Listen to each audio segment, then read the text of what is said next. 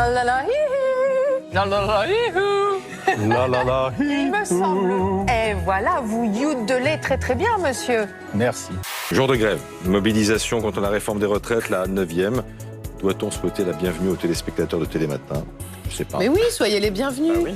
Vous allez découvrir un autre univers. Des frontales en cuisine. Ce restaurant gastronomique a choisi une action symbolique. Éteindre la lumière le temps d'une soirée pour dénoncer la flambée des prix de l'énergie. Une initiative insolite du chef Christophe Marguin. On va vous servir malgré tout de la vraie cuisine et des vrais plats chauds. Voilà, bon appétit et bonne soirée à tous. L'électricité monte, le gasoil, nos caddies. On va faire des caddies. On a des familles qui aujourd'hui sont obligées de se rationner. On fait confiance au chef, on peut dîner les yeux fermés, c'est pas grave. C'est justement pour ne pas rompre cette confiance que la profession n'envisage pas d'augmenter l'addition.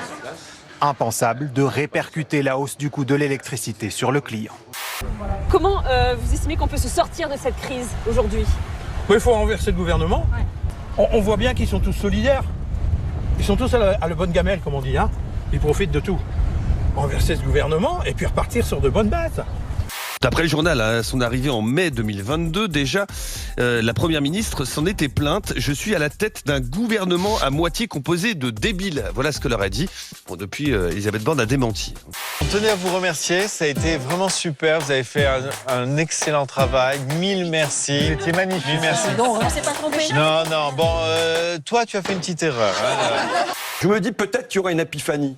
Peut-être que si ça se trouve, c'est le roi d'Angleterre qui va venir donner des conseils de démocratie, voire de république, au président, en lui disant nous on a une monarchie, mais quand même, c'est pas une monarchie absolue. Bon Ben, le pantalon, ça a tombé. Et vous, finalement, c'était dégueulasse.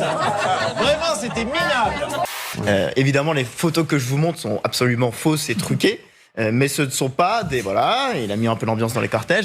Ce ne sont pas des photomontages d'un internaute, si vous voulez. Ce sont des montages réalisés par une intelligence artificielle. C'est une machine. Un mot pour définir son intervention d'hier. Hors sol. Il aurait mieux fait de se taire. Arrogante. Nul. Le président de la République se comporte comme un casseur. Il fait le pari de la violence pour faire passer sa réforme. Vous êtes toujours pas d'accord? Mais non, on essaie. Qu'est-ce qu'il vous faut?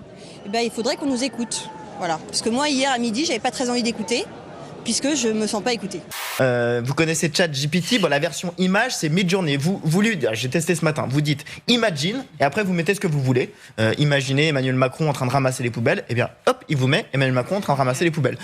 Qui sont les factieux?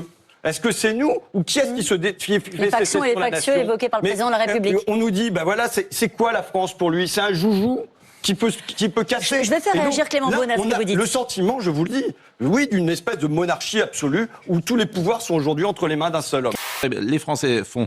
D'abord, il faudrait lui dire que les Français, c'est un F majuscule, mais bon, ces gens-là, visiblement, ils n'ont pas appris l'orthographe. Les Français vont venir vous chercher et vous dégager. Là, il parle à Emmanuel Macron. Comme l'a dit Olivier Matteux, vous allez la manger, votre réforme. Député de la République. Il a été vous allez ER. Qui viennent me chercher, ça me fait... Ça me rappelle aussi Macron sur l'affaire Vous Benalla. allez ER, oui. Non, qui viennent me chercher. Mais vous allez ER. Oui. Là, on est en CM2, mais bon. Comme ces étudiants en grandes écoles. Moi, étudiante qui d'habitude a des frissons et ne peut pas regarder des films violents, je me retrouve dans la rue, tellement en colère, que je pense que la violence est malheureusement nécessaire. Moi, il y en a une qui fait bien rire, c'est l'avocate. Elle a qu'à relever ses chaussures. L'avocate, elle a un nom. Hein. Elle a ses chaussures à talons et elle a ramassé les poubelles. Pardon, monsieur? Elle a ramassé les poubelles. C'est autant votre boulot que le mien.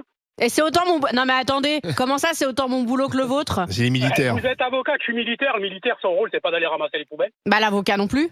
Pourtant, l'armée l'a fait dans le passé. Puis la remarque sur les talons aiguilles, on s'en passera. Hein.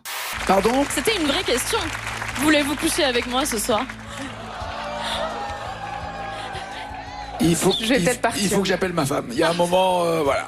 Il faut que j'appelle ma femme. Toujours les mêmes questions. Et tout, voilà, non, c'est pas les mêmes questions, c'est une question d'organisation. C'est vrai, voilà. Tout à fait. Il faut trouver mais c'est très bien d'être un homme organisé, ça se voit tout de suite. Voilà.